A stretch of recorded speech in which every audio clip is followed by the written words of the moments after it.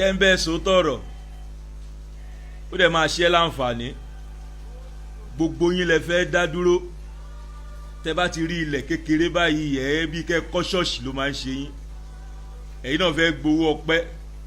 ẹ fẹ́ gbowó ìdá mẹ́wàá ẹ fẹ́ gbàtọrẹ àánú wàá ní problem ó máa ní problem you will get problem fúnra ẹ lo fọwọ́ ara ẹ ń kọ lẹ́tà fún wàhálà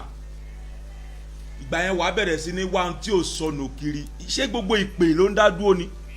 kì í ṣe gbogbo ìpè ló ń dá dúró mistake tẹ̀ ń ṣe nìyẹn that is the mistake ọ̀gá ẹ ń gbowó ọpẹ́ ó ń gbàdá mẹ́wàá òun ló wù ẹ́ lójú ló wá lọ torí ẹ̀ ló gba ṣọ́ọ̀bù tó fi tẹ́ pẹpẹ tó fẹ́ bẹ̀rẹ̀ ṣọ́ọ̀ṣì wàá ní problem wàá ṣe kí ni o máa ní problem gbọ́ Joshua kí ìpè ẹ̀ tó fọhùn ó ṣiṣẹ́ lábẹ́ Mósè Elisha kí ìpè ẹ̀ tó fọhùn ó ṣiṣẹ́ lábẹ́ Elijah iṣẹ́ ìránṣẹ́ wọn dẹ̀ tayọ Peter kí ìpè ẹ̀ tó fọhùn ó ṣiṣẹ́ lábẹ́ Jésù abẹ́ ta ni wọ́n ti ṣiṣẹ́ ó ṣiṣẹ́ lábẹ́ èèyàn kò sẹ́ni tó mẹ́ńtọ̀ ẹ̀ ó ṣe ní misbehave àwọn tí wọ́n mẹ́ńtọ̀ ẹ̀ gan náà tó fi ṣọ̀gá ó dà wọ́n gbẹ̀yìn náà ni gbogbo ọmọ ìjọ wọn ló ń yálé wọn lẹ́yọ kọ̀ọ̀kan ó ṣàfẹ́ mọ bó ṣe lọ pẹ̀lú wọn wàá máa jíṣẹ́ kíṣẹ́ fún wọn kó o ṣáà lè gbowó ó wá rí wípé àṣírí ẹ tú ọ̀gá ẹ bá ẹ wí o torí ẹ lọ gba ṣọ́ọ̀bù o lọ rẹ́ǹtì ilẹ̀ o tuwó kékeré kan jọ o lọ ralẹ̀ ẹlòmíì tiẹ̀ jálé ìyá ẹ̀ àti ilé bàbá ẹ̀ ó tiẹ̀ já gbogbo ẹ̀ pọ̀ ó sọ ọ́ di ṣọ́ọ̀ṣì ó gbé pẹpẹ sí sẹlẹ́gbàgbàkúgbà yes sẹlẹ́gbàgbàkúgbà tó bá ti ń mú pín wá search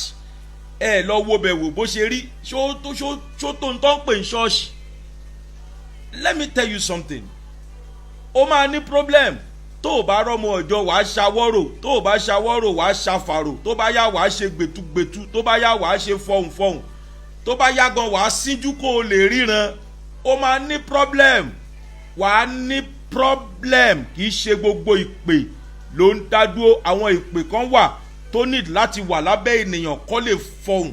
àwọn ìpè kan wà tó need láti wà lábẹ́ ọ̀gá kan kó lè dìde tí o bá yẹ tí tásìkò fún ẹ láti dìde tó o bá fagbára dìde wàá wálẹ̀ padà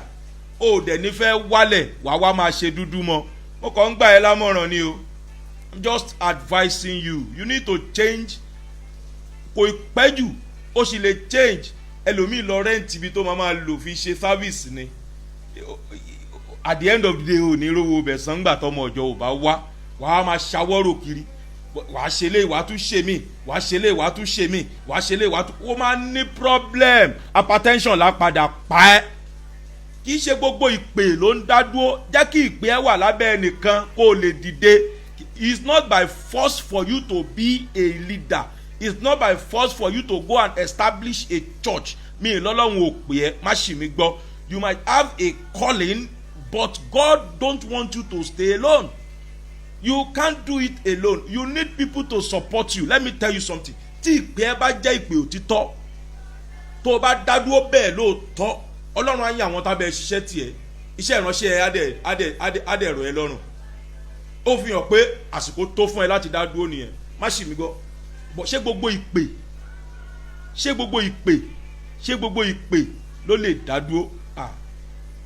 Ẹlòmíì ìpè ti dèpè mọ́ lọ́wọ́ ìpè ó ti di èpè mẹ́lòmíì lọ́wọ́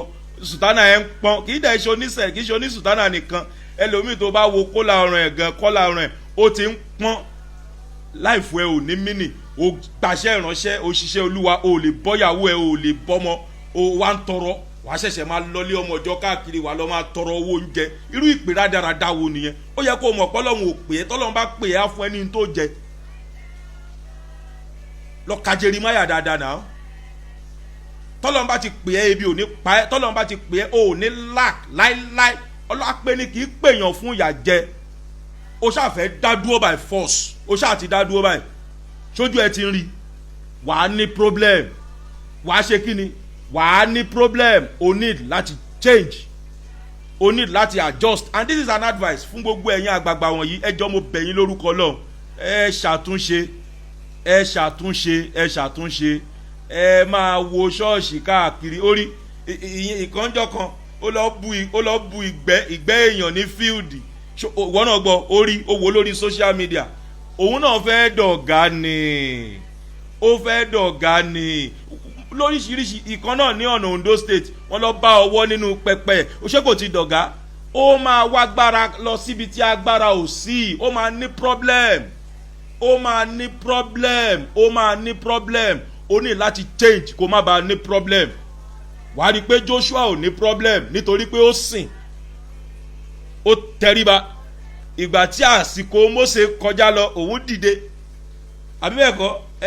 ìgbà tí Elijah tó kọjá lọ Elisha dìde wàá rí i pé iṣẹ́ ìyanu Elisha ó pọ̀ ju iṣẹ́ tí Elijah ṣe lọ wàá rí i pé ńgbà tí Jésù náà kọjá lọ iṣẹ́ ìránṣẹ́ Pétérù náà fọhùn wàá rí i pé iṣẹ́ títí ẹ̀ náà òun náà dìde tó o bá gba tébù èèyàn kan kọjá ẹnìkan á mẹ́ńtọ́ ẹ tó bá mẹ́ńtọ́ ẹ á tọ́ ẹ sọ́nà tó bá tọ́ ẹ sọ́nà tó bá wá dádúró tọ́lọ́ ń bá nílò dádúró wàá rí i pé gbogbo nǹkan tó ń ṣe gbogbo ẹ̀ á máa ṣe déédéé immediately tó ìdámẹ́wàá èèyàn kan lásán ní chọ́ọ̀chì ẹ ó tó gbọ́ bùkátà ayé ẹ ó ní láti stress ara ẹ kó o tó jẹ́ èèyàn ó gbọ́n tí Bible sọ ni ó ní àwọn ọba Tásísì àti Erékùsì wọn á mọ rẹ wá àwọn ọba Ṣébà àti Ṣébà wọn á mú ẹ̀bùn wá gbọ́n tí Lẹ́fítíkù wí ó ní wípé àwọn ọmọ Léfì ni àwọn ẹni tí kò ní ìpín níta ṣùgbọ́n ẹ̀yin tẹ̀ ń ṣiṣẹ́ ń ta yẹn ẹ̀yin ni kẹ́ ẹ máa mẹ́tọ̀ wá fún wọn wọn wá mú wá fún ẹ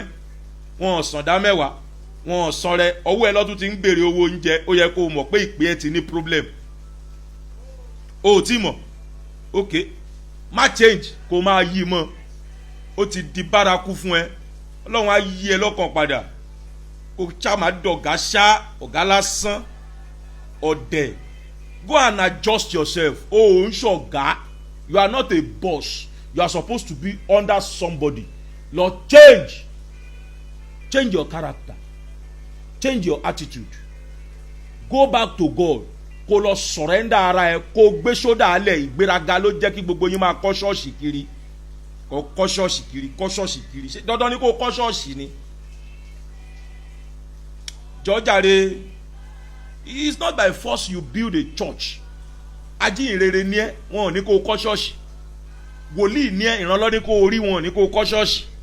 olùṣọ́ àgùntàn kó tọ̀yàn sọ́nà kánsẹ́lọ̀ ní ẹ wọn ò ní kó kọ́ ṣọ́ọ̀ṣì gbogbo yín lẹ fẹ́ kọ́ ṣọ́ọ̀ṣì ẹ ti sọ ilé àkọ́kù ẹ ti sọ di ṣọ́ọ̀ṣì ẹ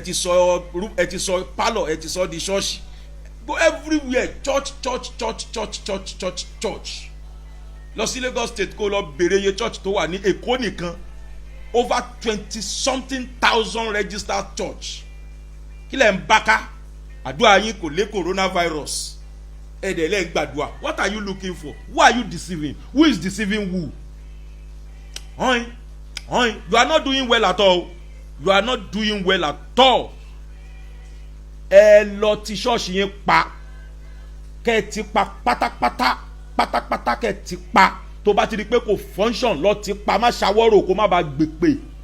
má ṣàwọ́rò ó ní repercussion ó máa fọmọ ẹ di o mò ń kí ẹ ń lọ bọ́lá ń ṣe rán mi lóru yìí ni mo ṣe sọ yìí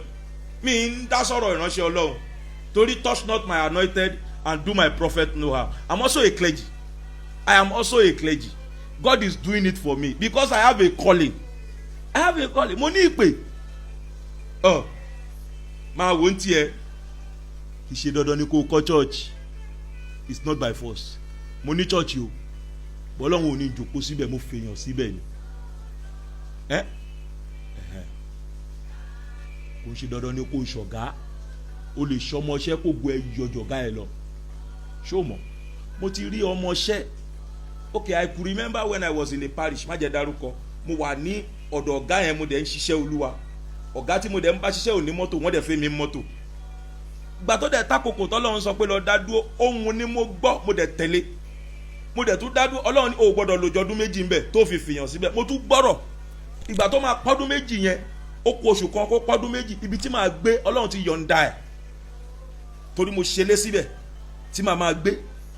mo ṣe church síbẹ̀ tí màá ti máa sìn bọ̀ ìgbà tó kù oṣù kan tá pọ́dún méjì Ọlọ́run ní kú omi ẹ̀ àsìkò ti tó ẹni tó máa tún ṣiṣẹ́ mbẹ̀ fún rẹ̀ ló fẹsẹ̀ ara ẹ̀rìn wá mi ò wá àyàn kiri and it's growing kì í ṣe dandan ni kó o ṣọ̀gá gbogbo ìṣẹ̀dá kọ́ ló lè dá dúró. Èèyàn need láti mentor ẹ, ẹnìkan ní láti ṣọ̀gá ẹ. Ẹ̀mí ìrònúpìwàdà Ọlọ́run á fún ẹ o. Mi ì fẹ́ kó tọwọ́ bẹ̀ṣẹ̀. Ohun máa dáwọ́lé tí màá dẹni ẹ̀kọ́ lọ́dọ̀ rẹ o. Ohun máa dáwọ́lé tí màá dẹni ìkọ̀sílẹ̀ o. Mọ̀mọ́jàre o Jésù, màmá jẹ́ kí n dáwọ́lé. It's just a piece of advice. Tó bá wùn ẹ́ kó mú lò.